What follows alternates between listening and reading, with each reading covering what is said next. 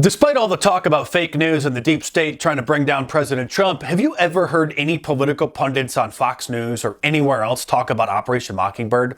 Has Ben Shapiro, Charlie Kirk, or any of the leading conservative voices in the mainstream ever brought it up? No, not a single time, with the exception of Candace Owens, who did tweet about it once, to be fair. The brand name conservatives are either completely ignorant and not nearly as informed as their audiences think, or they're too cowardly to dare to point out one of the most powerful forces behind much of the fake news that's produced in the world today.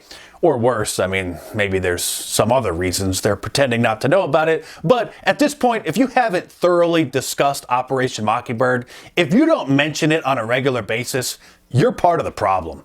Of course, I've exposed Operation Mockingbird countless times over my 15 years on YouTube. Not to mention, there's a subsection in my book, The Resistance Manifesto, which first came out in 2005. The resistance back then meant opposition to the New World Order, but sadly the left hijacked the term after the 2016 election, and now most people think the resistance refers to a bunch of celebrities and unhinged Democrats who constantly cry about Donald Trump. But anyway, I'm going to keep talking about Operation Mockingbird until it becomes as well known as the term fake news. Stay tuned because there's plenty more to come in this video, but real quick, subscribe to my channel if you're new here because obviously you're not going to hear this kind of information anywhere else. Because the mainstream media machine has the ability to shape the culture and the mindset of the nation by the information they choose to broadcast on a daily basis, intelligent people have a varying degree of awareness that the US government is in bed with the mainstream media, and anyone who monitors the news media with a discerning eye can often easily identify specific stories and strategies that are being used to persuade and intimidate the population. As enlightened people know, the mainstream media operates both as a propaganda arm for the establishment as well as a gatekeeper that prevents certain information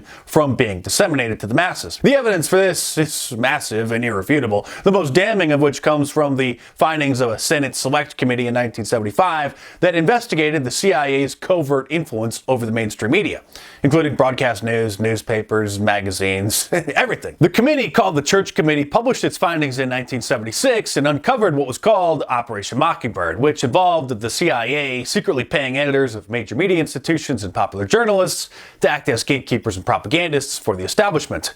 In 1948, an espionage and counterintelligence branch within the CIA was created for the purpose of creating propaganda and launching economic warfare and other acts of subversion against hostile foreign governments, including offering assistance to anti-communist groups. Later that year, Operation Mockingbird was created in order to infiltrate mainstream media outlets. Philip Graham, the owner of the Washington Post, was recruited to help run the project within the industry and develop a network of assets who would go along with the program. A few years later, the network had influence over dozens of different newspapers, wire agencies, and all major television stations. Thomas Braden, who was the head of the International Organizations Division of the CIA, played a substantial role in Operation Mockingbird and later revealed that, quote, if the director of the CIA wanted to extend a present, say, to someone in Europe, a labor leader, suppose he just thought this man could use $50,000, he's working well and doing a good job. He could just hand it over to him and never have to account to anybody.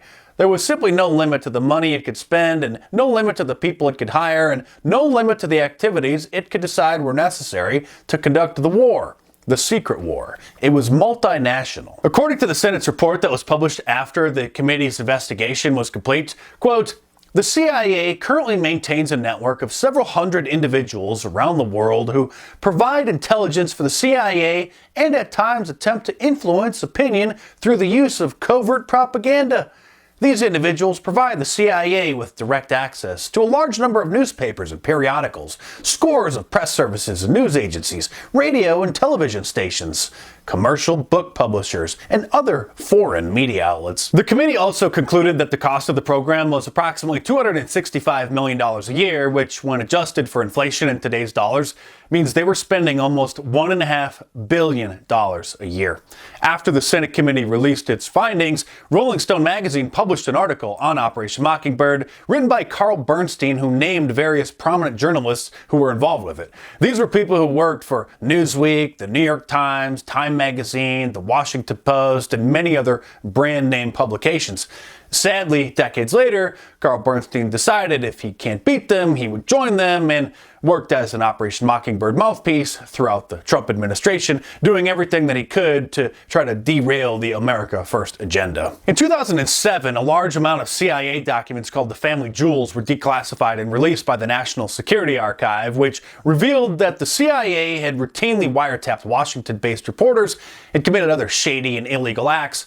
The targets of these wiretaps were seen as threats to the establishment and were not playing along with the propaganda and gatekeeping efforts within the media establishment, so the CIA wanted to keep a close eye on them and gather information on their sources and future stories, and in some cases, I'm sure, blackmail them in order to control what they were reporting on. During the Trump administration, intelligence operatives didn't even have to hide in the shadows. They were paid contributors on CNN and were used to undermine him on a daily basis by giving the air of credibility to the latest conspiracy theory that was being concocted to keep him off balance and gaslight the American people with endless fear-mongering and fake news. As with nearly every other case of rampant institutional corruption in government agencies, the CIA claims to have ended Operation Mockingbird and their influence over the media, another claim that's laughable. The power of the mass media to control society is too great for the establishment not to do everything that they can to harness it for their own benefit. But it doesn't end with TV networks and brand name newspapers. Around 2011, the US government launched a program called Operation Earnest Voice, which uses specialized software that allows the military personnel to create and manage fake social media profiles,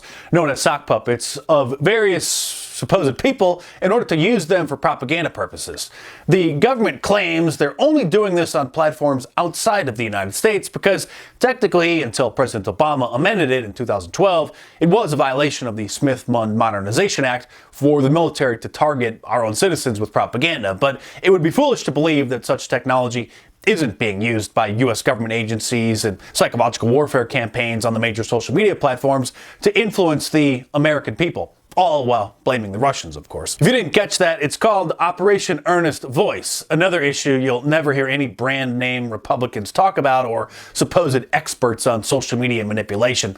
These kinds of topics are off limits to them. Their handlers don't want people to know what's really going on. Obviously, all countries engage in cyber warfare, and in the 21st century, that means flooding social media with bots, trolls, and sock puppets to push certain agendas or disrupt various discussions. The Chinese government was caught using Twitter trolls and posting propaganda videos on YouTube designed to demonize protesters in Hong Kong a few years ago when pro-democracy demonstrations broke out. And everyone knows that Russia supposedly used social media to cause disruptions during the 2016 election cycle by promoting both pro-Trump and anti-Trump content. However, its effect has been greatly exaggerated by Democrats, causing a modern-day moral panic. It's rarely reported that a huge Black Lives Matter Facebook page called Blacktivist, meaning black activist, which had over 360,000 followers, was found to be part of Russia's disinformation campaign against the United States and used the page to incite division and fan the flames of racism. Michael Moore even promoted and attended a protest outside of Trump Tower in New York City that had been organized by the Russians. So to say that Russian meddling on American social media platforms was just to support Donald Trump over Hillary Clinton is plain false. Or was it even Russia? Maybe it was their own deep state using Operation Earnest Voice software as a false flag to blame Russia as a pretext to paint Trump as a foreign asset. We'll never really know. One thing I do know, however, is if you like watching my videos, you'll really love reading my books. And there's a whole chapter on Operation Mockingbird in my book, The True Story of Fake News, How Mainstream Media Manipulates Millions, which you should order in paperback from Amazon.com or download the ebook from any of the major ebook stores. And of course, there's a link to the Amazon listing in the description below. So click it and head on over there and check it out.